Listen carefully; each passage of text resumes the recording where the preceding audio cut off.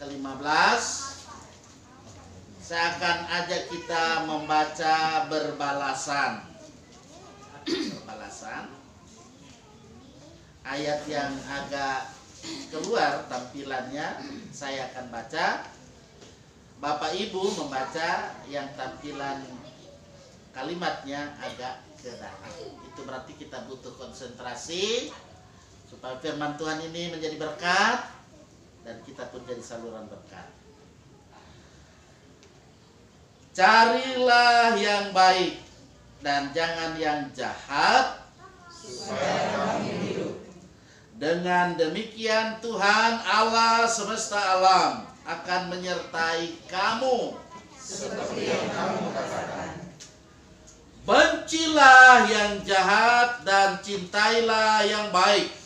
Dan tegakkanlah di pintu neraka. Mungkin Tuhan Allah semesta alam akan mengasihani sisa-sisa keturunan Yusuf. Yang berbahagialah kita semua yang mendengar firman Tuhan. Kita mau memelihara dalam keberadaan kehidupan kita setiap hari. Haleluya. Haleluya. Haleluya. Haleluya.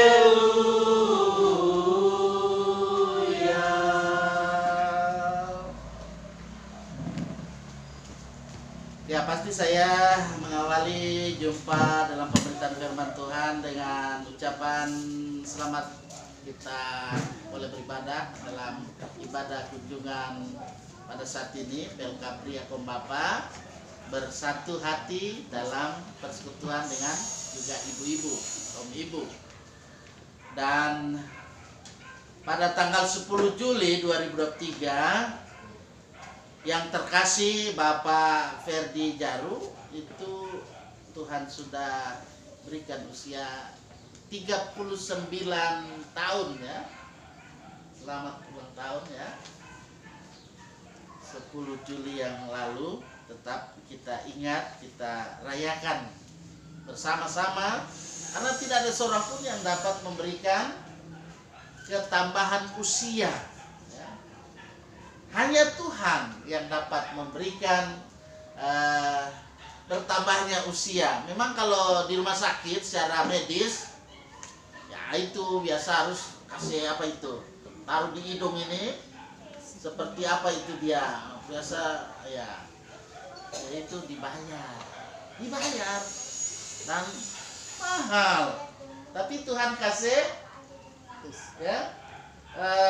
Bapak yang berhappy birthday ada dibayar ini ada, nah itu gratis. Ini ada sampai dia kita orang Pak Diaken juga berhari ulang tahun kemarin ya. Halo Pak Diaken.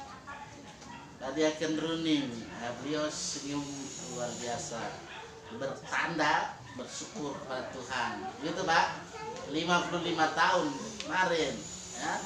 Nah siapapun, baru dua yang saya sebut, jangan saya dan Pak Pendeta, semua saya sebut sudah mewakili dua ya. Nah, jadi usia ada di tangan Tuhan, ya.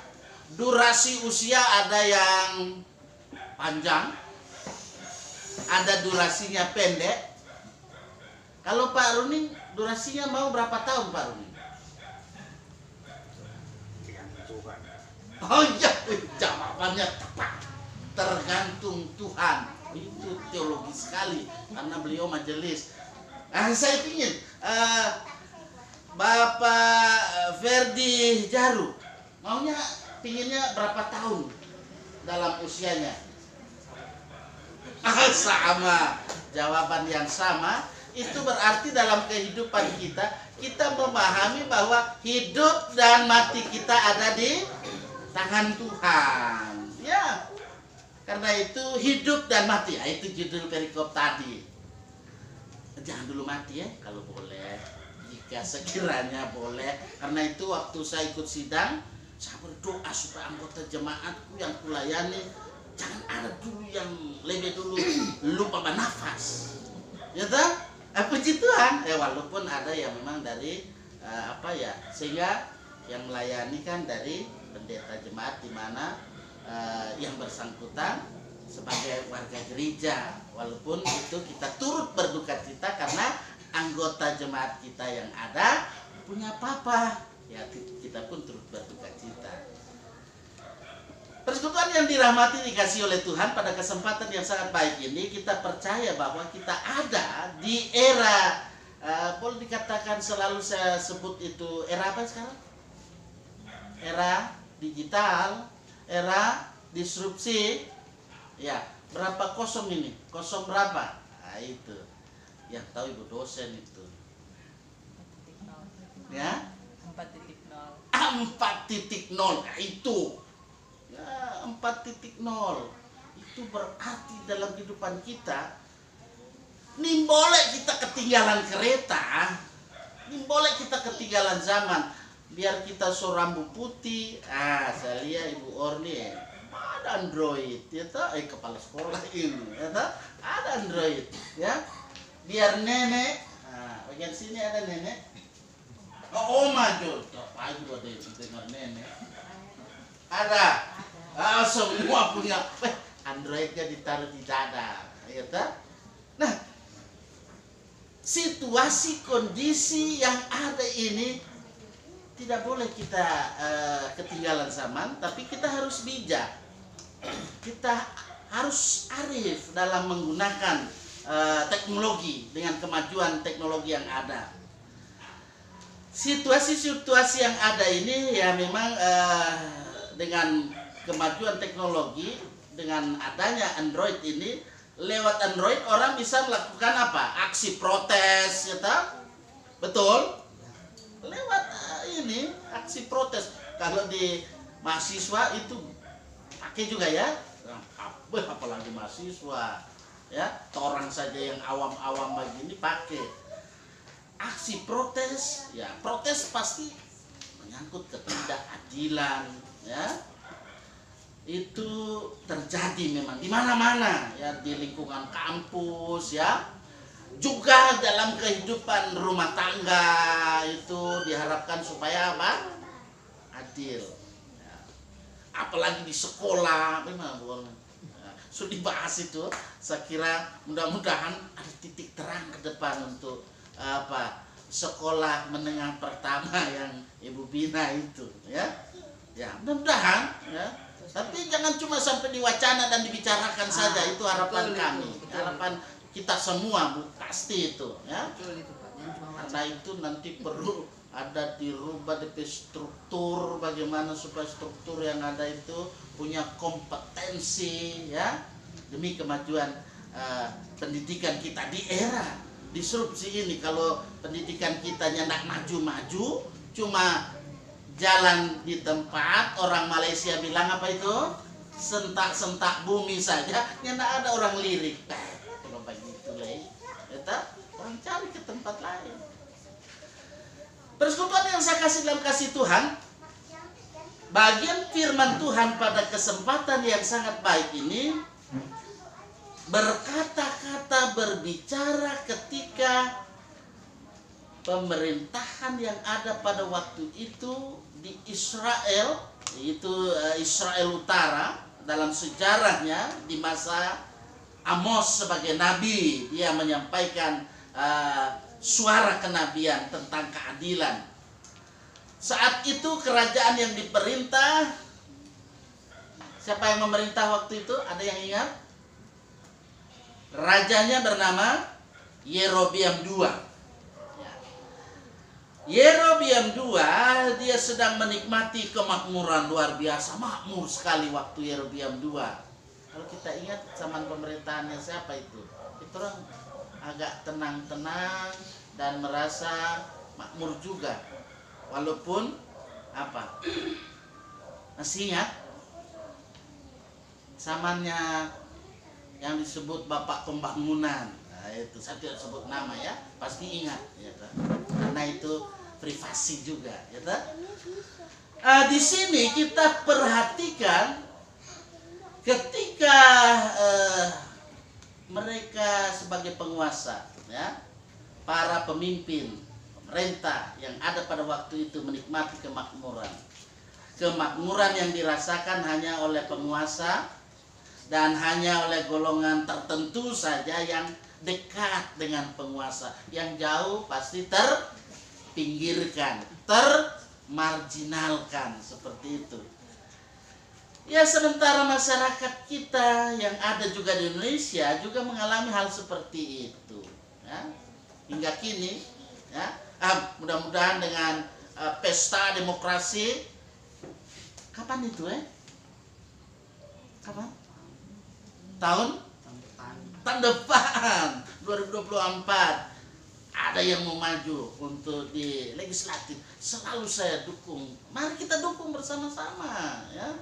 Kemudian di eksekutif, di yudikatif, nah itu trias politika itu memang wajib hukumnya harus kita dukung. Bagaimana peran kita dalam kehidupan kita sebagai umat yang percaya, dan kita memberikan amanah kepada mereka ini yang terpilih nantinya, supaya mereka seperti Amos juga, dia mengingatkan seluruh Israel, terutama para penguasa, supaya bencilah kejahatan. Supaya apa, Bapak Ibu? Supaya apa? Benci itu kejahatan, jangan cinta kejahatan. Kalau sampai cinta kejahatan, ya kita terima terus, ada di dalam hati kita, kita jadi berbuat jahat jadinya. Nah, dan kita diminta supaya cinta yang baik, tegakkan keadilan. Nah, ini dua hal yang bagi Amos itu bisa menjadi alasan bagi Tuhan untuk menyatakan kasih-Nya. Tuhan menghendaki kebaikan, Tuhan menghendaki apa lagi? Keadilan. Jadi kebaikan dan keadilan. Karena seperti itulah Tuhan memakai kedudukannya tentu sebagai raja atas segala raja, King of the King. Bapak Ibu yang saya kasih dalam kasih Tuhan, apa terlebih keluarga yang mensyukuri nikmat Tuhan, kasih Tuhan. Perhatikan di ayat 14 di situ ada peringatan yang disampaikan dari Tuhan melalui Nabi Amos. Apa yang diperingatkan di situ? Coba, bisa? Carilah yang baik dan jangan yang jahat. Nah, itu peringatan supaya kita diingatkan. Itu diingatkan. Nah, bagian kita yang ada ini terutama kalau kita lihat dalam perikop ini tertuju kepada para penguasa yang ada di kerajaan Israel Utara, supaya mereka itu jangan tamak. Sampai sekarang kan ada yang masih tamak. Di antara kita ada yang tamak? Ada? Mudah-mudahan tidak, ya. Dan saya percaya tidak, ya. Jangan ada yang tamak. Kita memperhatikan bahwa pesan firman Tuhan ini tertuju kepada siapa saja dalam kehidupan yang mengemban amanah Tuhan di tengah-tengah dunia ini. Apakah kita sebagai panatua, sebagai diaken, pengurus BIPRA, nah ini kan Bapak Ibu toh, pengurus yang ada. Jadi punya peran di dalamnya supaya menunjukkan sikap dan perilaku agar kehidupan kita selalu hidup dalam hidup ini cari yang baik dan jangan yang jahat. Ini gampang sekali mengucapkan, betul? Tapi sangat-sangat sulit untuk melakukan. Tapi wajib hukumnya kita lakukan. Kita harus memberlakukan ini. Dan ketika ini disampaikan kepada para pemimpin umat yang ada, kepada para pemerintah yang ada pada waktu itu, penguasa katakanlah demikian, di situ kelompok yang ada rupanya tidak ada peduli. Dia tekeng pongo itu. Untuk apa itu, ya? tidak memiliki rasa peduli terhadap sesama yang mengalami kesusahan. Tidak merasa peduli dalam kehidupan ini ketika mereka itu dengan memonopoli. Nah, itu ada main monopoli sekarang toh. Seperti itu kira-kira dia monopolinya. Siapa suka main monopoli? Nah, tapi kalau cuma permainan enggak apa-apa, kan bisa menang, bisa kalah ya. Tapi kalau dia betul-betul memonopoli kemakmuran, lihat itu pasal 3 ayat 10, itu memang ada yang memonopoli, bukan sakarang-karang ya. Dia memonopoli kemakmuran. Ketika juga mereka melakukan penindasan bagi orang-orang yang memang bagi orang-orang yang susah, yang lemah, itu satu hal yang biasa. Dia pikir tidak apa-apa, mereka itu memang seperti itu, sudah nasibnya, sudah garis tangannya seperti itu ya. Padahal kita harus menolong mereka, mengangkat mereka dari derita dan pergumulan yang ada. Persekutuan pria kaum bapa bersama kaum perempuan, ibu-ibu yang ada di kolom 5 pada saat ini. Sebagai nabi, ketika dia berasal dari masyarakat kecil, ini Amos ini bukan dari masyarakat yang ningrat, tetapi dari masyarakat kecil. Amos ya, dia seorang peternak. Siapa di sini hobi beternak? Biar di kota saya lihat ada yang suka beternak juga ya. Nah, karena memang tidak apa-apa, jangan nanti pikir hina. Tidak ya, beternak ya. Apalagi menjaga ternak, semakan ya, sehingga dia gemuk. Nah, serta gemuk ditimbang, berat, dapat bonus itu dari tuan dan nyonya. Dapat bonus apa yang mudah-mudahan dapat bonus ya. Nah itu. Nah, kalau sekarang mudah-mudahan di Kota Palu yang ada Jono Ogi dan sekitarnya yang tidak kena, karena di Mensum syukur tidak kena. Kalau bagian Parigi Selatan, Paris ya, sana kena, bukan Paris di luar negeri sana, Parigi Selatan kena itu. Ya, kita berdoa supaya ya yang ada di sini tidak. Tapi kalau orang menjajakan itu hati-hati, jangan-jangan dia bilang ini celeng utang, baru yang dia jual ternyata hoak. Nah itu yang kena virus sudah.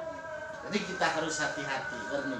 Baik, mari kita perhatikan bahwa sesungguhnya dalam kehidupan kita sebagai umat yang percaya, firman Tuhan saat ini mengajak umatnya, termasuk kita sebagai umat saat ini, kita diingatkan supaya benci kejahatan. Benci kejahatan. Perhatikan, yang harus dibenci adalah apa? Apa yang harus dibenci? Jangan orang baik-baik dibenci ya. Orang yang suka menolong dibenci, atau orang yang korupsi disayangi karena kita dapat vino, ya toh? Iya toh? Uangnya karena hasil korupsi. Tapi tidak boleh begitu. Jadi kita harus melihat bahwa yang harus dibenci itulah kejahatan, atau juga bisa diartikan dengan perbuatan yang jahat. Sebab apa? Kita tahu tidak ada yang baik yang bisa diperoleh dari kejahatan. Betul? Ya? Selain keretakan, selain kerusakan, selain kehancuran dalam kaitan relasi antara sesama manusia dan terutama dengan Tuhan. Pertanyaan adalah bagaimana dengan perilaku kejahatan ya, yang hingga saat ini masih saja ada. Orang yang berbuat jahat memang patut mendapat ganjaran atas perbuatannya. Tapi kebencian tidak boleh diberlakukan kepadanya. Orang jahat harus disadarkan supaya dia bisa berbalik, ya, berbalik kepada Tuhan. Dari pecinta kejahatan menjadi pecinta kebaikan, nah, atau kebenaran, karena yang benar sudah pasti baik. Caranya bagaimana? Nah, itu lagi. Caranya bagaimana Bapak Ibu?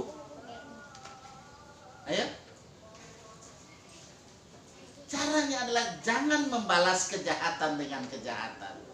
Terkadang kan kita, cek kalau orang Bali bilang apa, gedak saja basangne, ya kan? Kalau ditranslate ke bahasa Indonesia bagaimana itu? Gedak saja basangne. Ada Pak Putu, translate ke bahasa Indonesia bagaimana itu Pak? Itu aneh jadinya tuh, berarti jangan, karena aneh juga. Nah, nanti ketemu dengan apa Pak Putu itu arti itu marah sekali. Nah itu, jadi orang jahat itu harus disadarkan supaya dia berbalik ya, dengan cara bagaimana kita hidup. Ya, jangan membalas kejahatan dengan kejahatan, tapi balaslah kejahatan dengan kebaikan. Itu. Kalau itu yang terjadi dalam kehidupan kita sebagai keluarga, ya pasti aman, damai, sentosa. Nah, bukan karena namanya pantosa, sentosa, ya tak? Itu Roma pasal 12 ayat 1 supaya kita bisa wujud nyatakan. Tuhan akan senantiasa menolong kita ya. Kalau saya ngomong ya, memang Tuhan beri karunia saya untuk menyampaikan kabar baik, tak akan pernah habis-habisnya. Jadi mari dalam kehidupan ini bencilah kejahatan, carilah kebaikan, apa terlebih yang benar ya. Karena yang benar sudah pasti baik. Cintailah, carilah keadilan itu, hiduplah dengan keadilan dan kebenaran itu. Semua yang mau hidup membenci kejahatan, cari kebenaran kebaikan itu akan senantiasa diberkati oleh Tuhan. Semua katakan amin. Amin. Mari kita respons dengan syair lagu Nama Yesus Berkumandang. Nama Yesus berkumandang